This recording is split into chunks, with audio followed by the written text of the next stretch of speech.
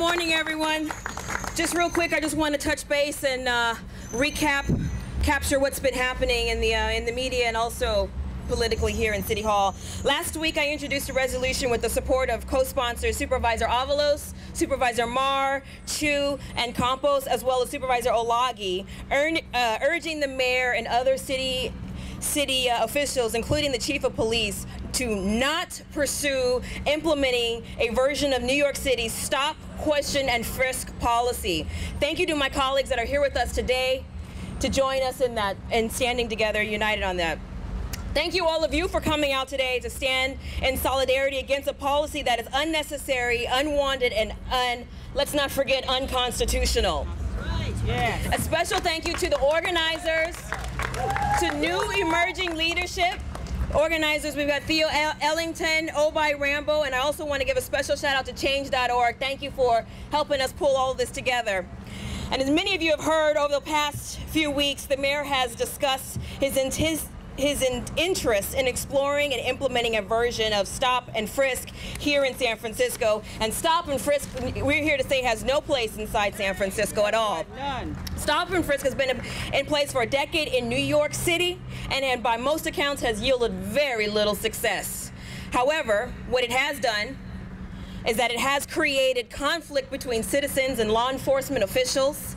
It's led to a culture of racial profiling and violation of individuals' constitutional rights. While I appreciate the mayor's commitment in raising awareness to the public safety challenges we have in the city, in particular these issues surrounding gun violence in our southeastern neighborhoods, I don't believe a policy similar to stop and frisk is something worth exploring. Just to give you a little context about this policy and how it works in New York City, last year, New York City police conducted 685,724 stops.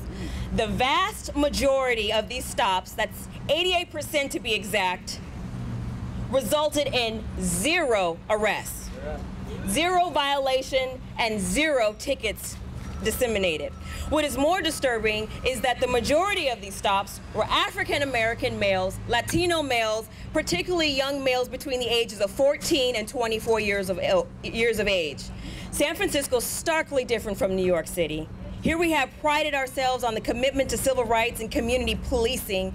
The Board of Supervisors, as well as our community partners that are standing up here with us today, have taken strong positions in ensuring that San Francisco remains a sanctuary city, and one that takes steps to ensure that we are not racially profiling in counter-terrorism activities. Now, importantly, we spent years building trust between communities impacted by violence and law enforcement officials. We've developed innovative community policing strategies and have prioritized support for community-based violence response organizations. They are our partners, our frontline defense with our partners in the PD.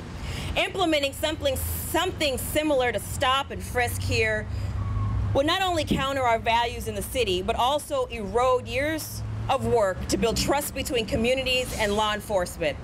Now, I share the frustration about violence in our city. We're not here to turn a blind eye to that. But as supervisor who represents the southeastern neighborhoods, I know all too well the factors that contribute to violence and the devastating impacts it has on our communities. I also know that we need to work together to develop creative strategies to address these challenges. We must increase our support to organizations that support the department and community and that are on the front lines working with those who are most likely to be victims of, and commit crimes, such as CRN, our Community Response Network, such as the Community Ambassadors Program, such as the Healing Circle. There is a need to increase efforts and resources targeted at getting guns off the streets through anonymous buyback programs. We also need more targeted resources in our public housing where many of these acts are occurring. I'm personally committed, and it feels good to be standing up here with so many partners. I believe you all are committed with me, right? That's right. We are committed to working together to support the above-mentioned efforts and to develop new creative strategies that do not infringe on residents' constitutional rights.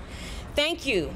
Thank you for being here today to rally against a policy that we as San Franciscans do not want, do not need.